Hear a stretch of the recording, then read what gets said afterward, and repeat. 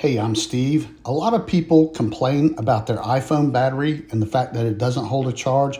Well, I want to show you how you can check your battery. If you'll go to settings, scroll down, you'll see I have battery right there. I'm going to tap it.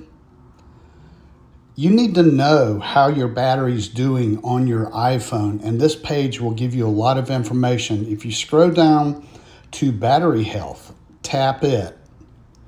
My battery health is normal. I have an iPhone 15 Pro. I've had it for about 8 or 9 months now.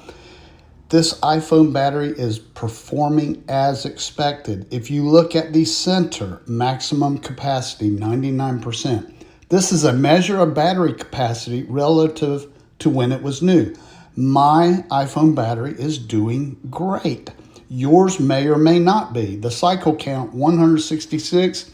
This is the number of times the phone has been using the entire iPhone battery's capacity. My battery was made in November 2023, and I first used it in December 2023. So there you go. That's how to check the battery health of your iPhone.